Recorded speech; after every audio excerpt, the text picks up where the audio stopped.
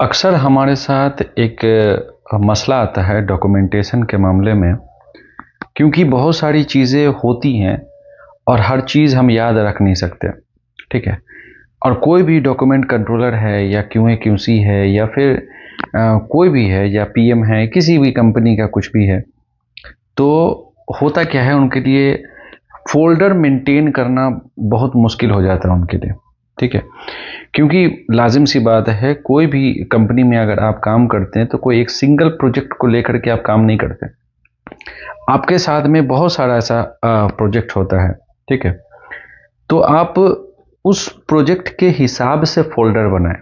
अगर आपका 6 प्रोजेक्ट है, 7 है या 8 है, तो हर एक का एक-एक फ़ोल्डर बनाएँ, क्योंकि जब आप कोई भी चीज़ सबमिट करते हैं, ठीक है, तो पार्टिशियली सब सब प्रोजेक्ट का अलग-अलग आप जो है ना सबमिशन करते हैं। मतलब कोई भी मेथड स्टेटमेंट है या मटेरियल सबमिटल है या एमआईआर है, डब्ल्यूआईआर है, वो आप पार्ट बाय पार्ट उसको जो है ना अपलोड करते हैं। ऐसा नहीं है कि एक ही मटेरियल सबमिटल आप हर एक प्रोजेक्ट पे यूज़ कर सकते हैं, क्योंकि प्रोजेक्ट कोड अलग होता है और हर एक प्रोजेक्ट का नंबर अलग होता है और हर एक प्रोजेक्ट जो है ना अलग-अलग कंपनी से हमें मिलती है और सबका टेम्पलेट अलग होता है, सबका फॉर्मूला अलग होता है पूरी तरीके से।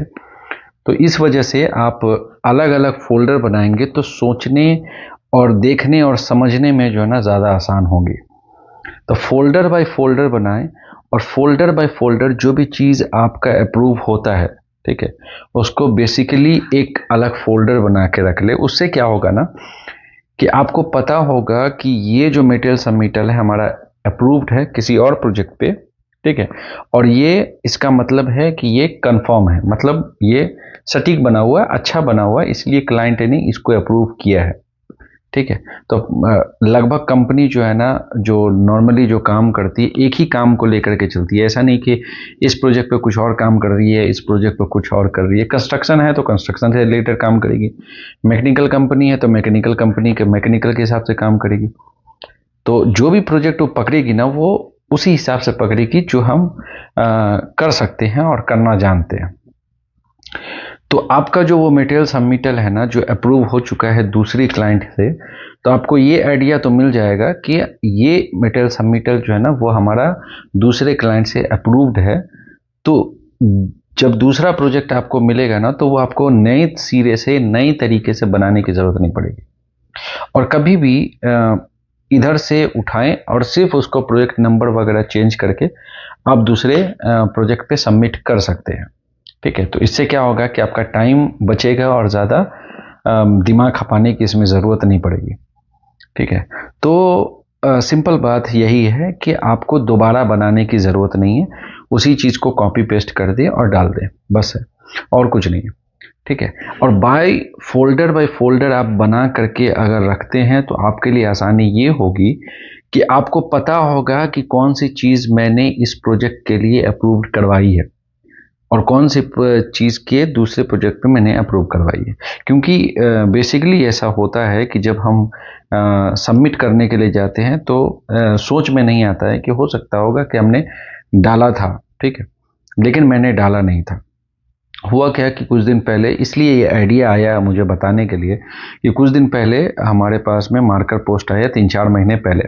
जो आईसीटी का मार्कर पोस्ट लगाते हैं, वो 3-4 महीने पहले आके रखा चुका था। उसका मटेरियल सबमिटल भी मैंने अपलोड कर चुका था, वो अप्रूव्ड भी हो चुका था। 3-4 महीने पहले जब वो मार्कर पोस्ट आ करके हमारे वेयर हाउस में रखाया, तो मैं सोचा कि ये मसला कुछ भी नहीं है, मटेरियल सबमिटल ऑलरेडी अप्रूव्ड है। तो मैं जब इंस्टॉल करने जाऊंगा ना, तो एक ही बार WIR मार दूंगा। ठीक है। WIR अपलोड करूंगा। अब जब WIR करने के लिए गए तो WIR में जाहिर सी बात है वो MIR को अटैचमेंट चाहिए, MIR का अटैचमेंट उसमें चाहिए। तो अब क्या करूं, जब मैं MIR खोजा तो मुझे मिला ही नहीं। अब मिला नहीं, मेरे पास लॉग तो था लेकिन मैं बार बार उसको चेक नहीं कर रहा था, क्योंकि मुझे ये याद था कि मैंने सबमिट किया है, लेकिन मैं सबमिट किया था वो किसी और प्रोजेक्ट में सबमिट किया था। तो इसलिए मैं बोला हर एक प्रोजेक्ट के लिए अलग अलग लॉग रहता है ना, तो दिमाग में सही जगह पे रहती है कि हाँ भाई इसका मैंने सबमिट किया। तो मैंने दूसरे प्रोजेक्ट के लिए सबमिट किया।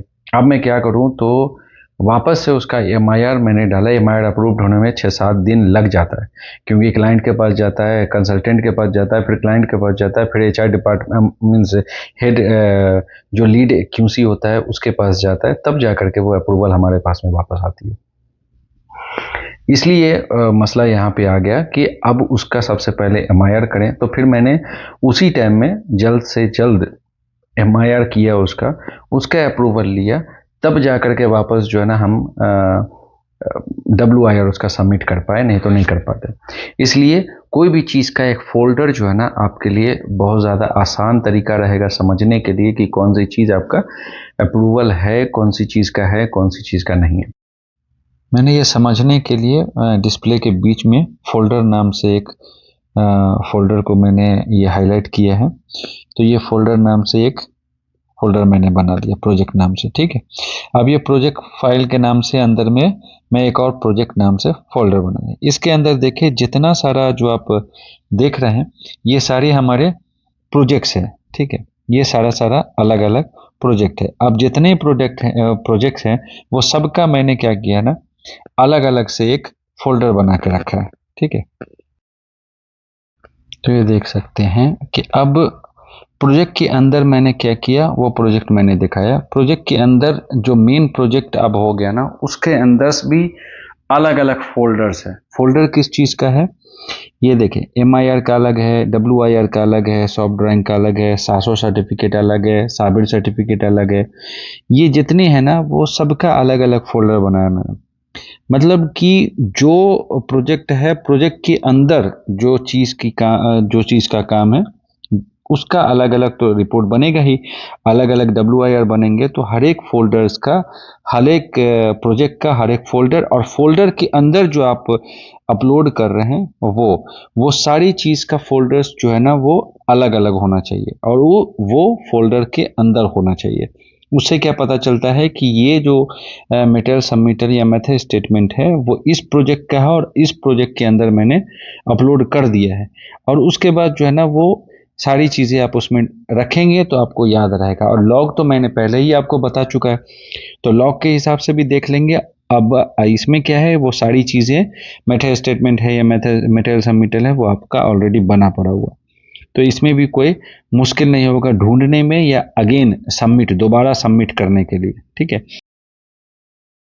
तो जैसा इसमें बेहतर समझेंगे तैसा अब फोल्डर बाय फोल्डर आप अगर बना के रखेंगे तो आपके लिए ज़्यादा आसान होगा। जब तक जो समझ में आए वो बेहतर, जो ना समझ में आए सो पूछ सकते हैं, मैं आपको बताऊंगा, ज़रूर समझाने की कोशिश करूंगा। जैसा होगा वैसा मैं करने की कोशिश करूंगा। Thank you very much.